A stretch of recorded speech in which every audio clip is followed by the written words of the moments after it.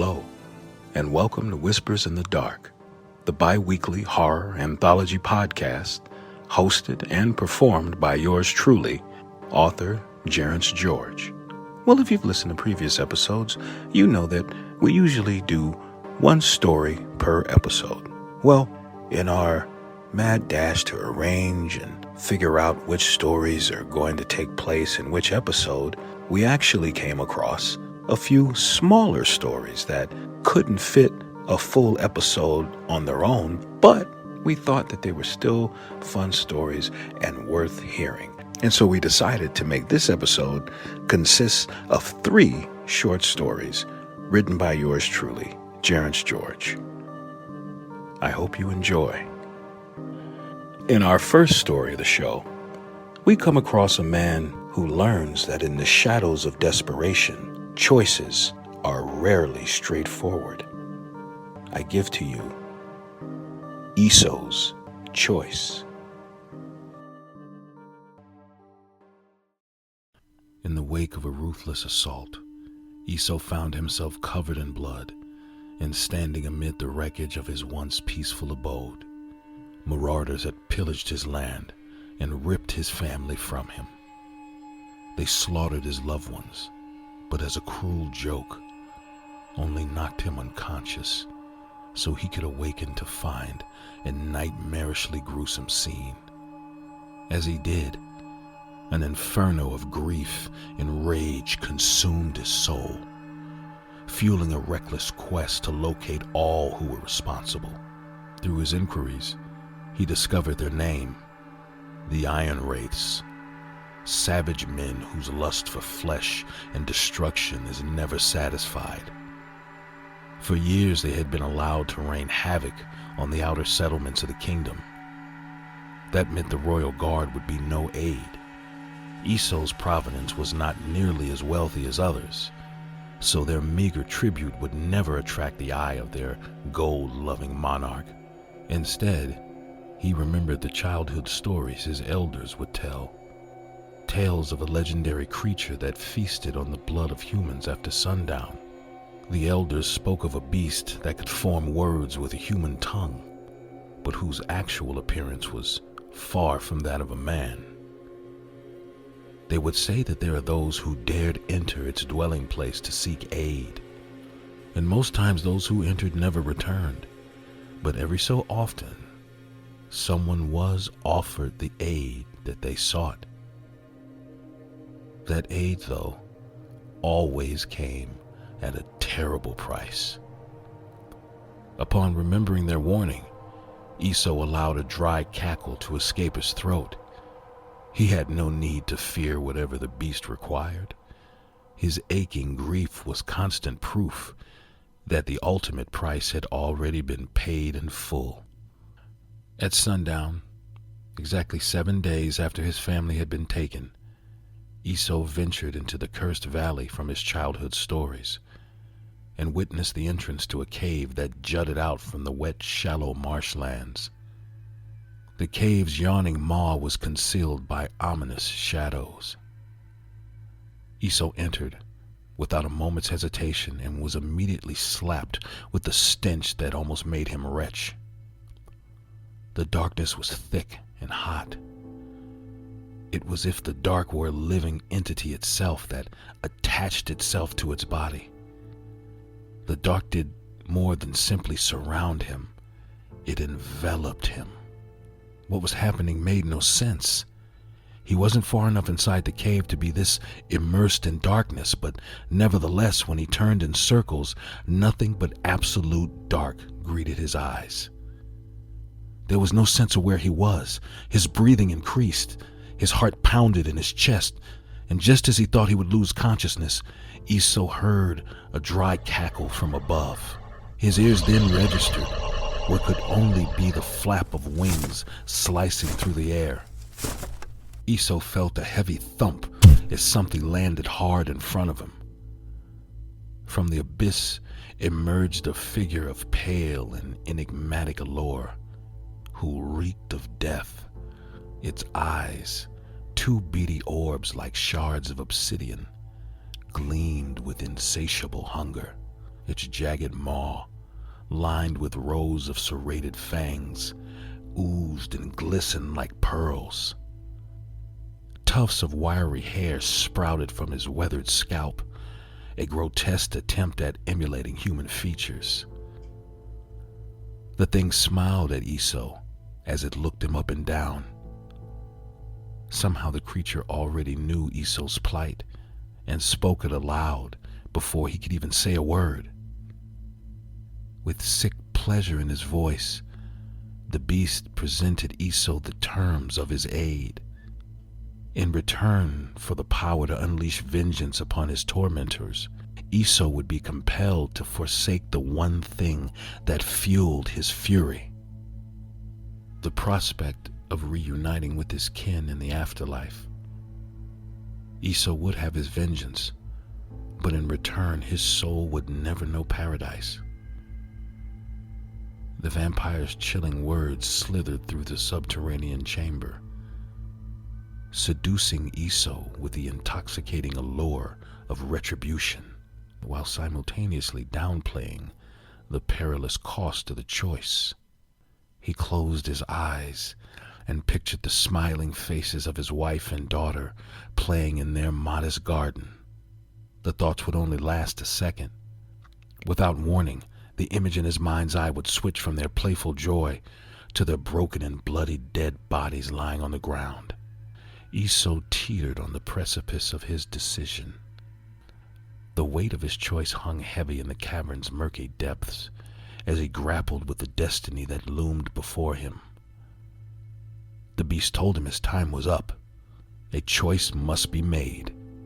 Upon hearing that, Isso lifted his head and looked at the creature in its hideous eyes.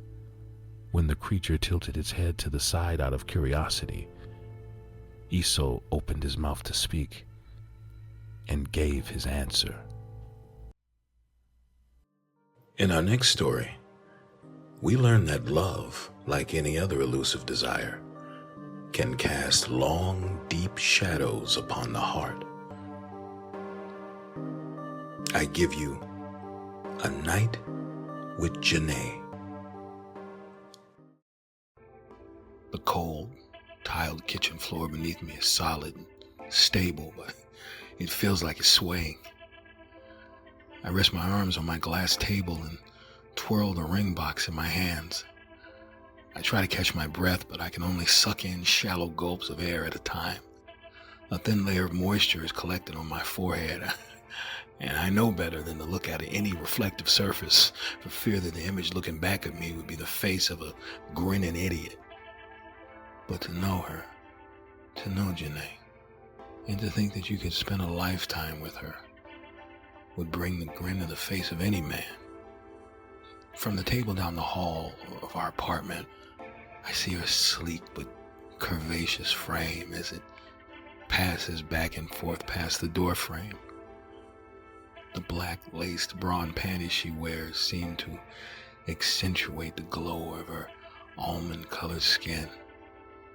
The smell of her honeysuckle lotion wafts through the place and hangs in the air like an unseen fog of pure lust. I want to leap from the table, charge down the hall and take her right there on the dresser, but I withstand. The anticipation of hearing her soft moan as my hands explore every inch of her body will make the moment even sweeter when it finally does happen. This time, a guttural oof sound comes from the room as I see her stumble past the door frame. Her left knee gives in and I hear a slight thump as she goes down on all fours. "You okay, baby?" I say. 10 seconds pass and I don't hear a response. The silence makes my hand grip the ring box tighter. The corners of the box are digging into my palm. I said, "Are you okay?" "Yes, dear," says the person in the bedroom. "I'm fine." The voice from the beautiful, sensual woman now sounds electronic. It seems as if it's distorted. I take the ring and throw it with all my strength into the kitchen wall on my left. I knock the kitchen table over, sending the immaculate table dressings of a single plate of chicken and rice flying across the room. The rage bubbles up in my throat and it reaches my lips and it comes bursting out in an agonizing moan. I yell louder and louder.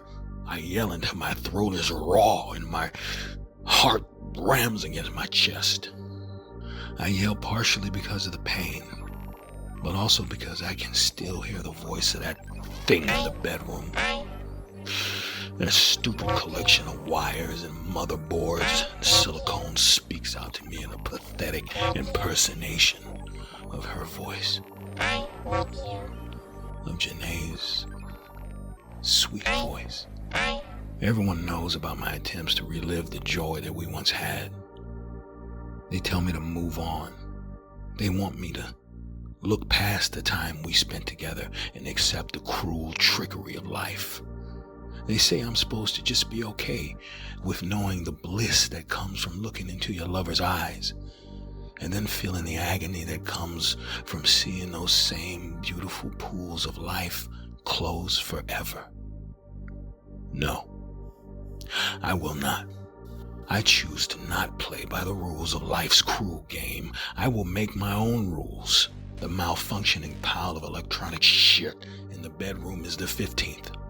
I've come this far, and I'm not going to stop. At first, she was just a head. Then I figured out how to make a torso, and soon after, version 11 could stand. Version 12 had sexual capabilities. That time together with it filled me with equal parts longing, joy, and shame. Yet still, it was worth the chance to feel my love again in my arms, even if the feeling was just replicated for the briefest of moments. They are my memories. They are my joys. And life or God or the universe has no right to take them from me. I will keep them. I will protect her, and we'll be happy again. I love you. For our next story, we'll follow a young man that realizes sometimes the allure of a thrill can lead to unexpected horrors. I give to you the Mall Challenge. I accepted the stupid dare. Now I'm alone in the middle of Livingston Mall after hours. My friends are idiots. There's no such thing as curses. The dead are dead and the hell with them. They're eating dirt and that's all there is. That's what I'm here to prove. They text me to do it. They think I'm scared. I grin at them as they cheer me on the other side of the main entrance doors to the mall. I make a dramatic bow, then bend over and spit on the floor. They look shocked. They can't believe I did it. I hear shuffling above. The mall's generic music kicks in, not the lights, just the music. The music speeds up. My friends continue to stare. They're not looking at me.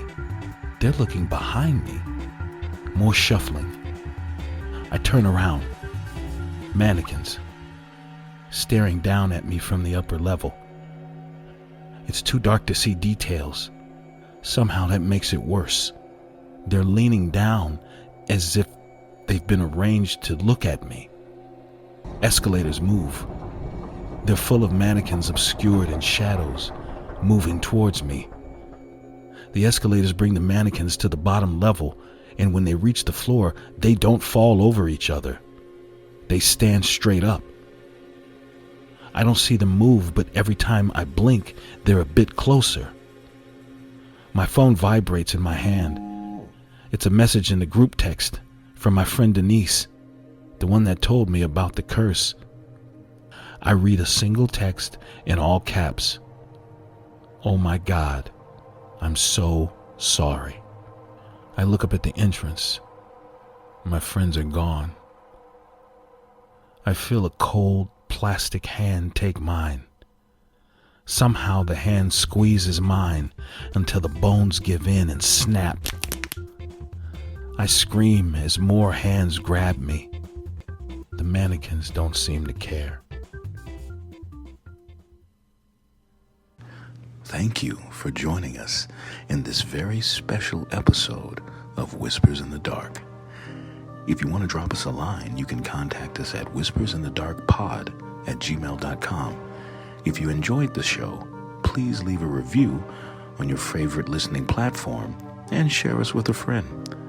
Today's episodes were performed, written, and edited by Jerence George, and the show is executive produced by D. George. Thank you again for joining us, and remember, the next time you're alone in the dark, listen carefully, and you just might hear the whispers.